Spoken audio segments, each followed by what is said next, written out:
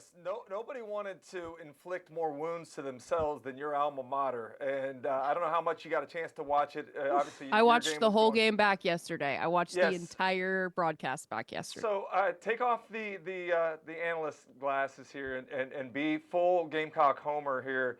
2-1 right now on the season. I think most people looked at the schedule, given the fact they were going to Lexington and then had to play against LSU. Maybe thought that they were going to be 1-2 at this point. It's been a little bit of a sloppy 2-1 and a roller coaster at this point. But do you leave that game on Saturday feeling good about what you saw and the potential if you clean things up, or bad in that you had a 17-point lead and probably multiple chances to put the game away and you didn't handle it? Little bit of both. I feel good about the fact that Coach Beamer can go back to this locker room and say that was a top 20 team in the country and you almost beat them. I feel bad if you're truly asking me to take my TV hat off and be a full fan. I feel bad because there were a couple calls in that game that I really didn't like. And I will say, I feel like you guys know me. I try to make sure that I'm speaking how I feel and speaking from what my own eyeballs see. When I was at the airport on Sunday morning and going through my mentions from Gamecock fans telling me that the refs absolutely blew this game and you got to look at the officiating XYZ, I said, okay, I haven't seen the game yet. Sometimes fans can run a little bit hot in the moment, especially after a game like that ends. Let me go back and watch it. And I will say the horse collar call, I'm okay with that one. I see it. I think enough of the jersey was grabbed above the nameplate. Obviously, that tackle box rule was changed this year. I'm okay with that one.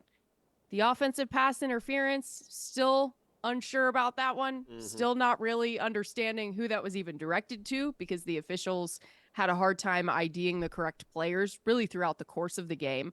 And then that penalty on Kyle Kennard shoving Nuss in the chest when Nuss started to pursue the play after throwing that pick six that was ultimately called back. That one's tough to swallow. That one's tough to swallow, especially with Nuss turning and running towards the play.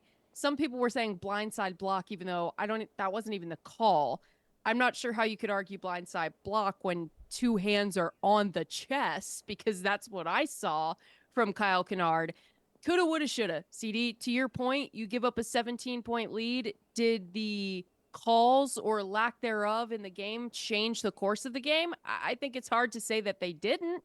But at the same time, there's always self-inflicted wounds that you can draw back on that lose you a football game. And I thought Shane Beamer said it perfectly on his teleconference yesterday. Hey, we have to look in the mirror too. Yes, I'm gonna try to get answers on some of these things that I thought were wrong or missed on Sunday. But we also have to take responsibility for the areas, CD, that you mentioned that you shoot yourselves in the foot. And it's an overall heartbreaking experience for South Carolina fans, but I do think it should bode well that you should be able to compete with the top of the SEC this year after what you just did on Saturday.